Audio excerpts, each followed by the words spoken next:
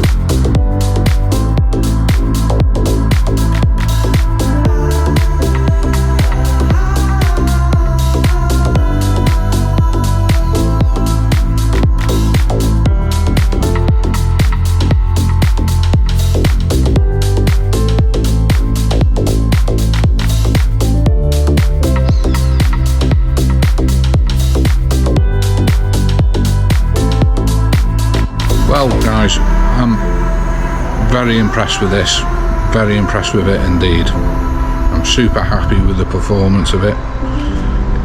it did exactly what I was hoping it would do. It absolutely covered the bike in the foam. As you can see from the video, hopefully you're as impressed with it as I am. So that was £35 with the postage from Infinity Wax, and it's the extra snow foam Canon version 2. Catch you later. See ya.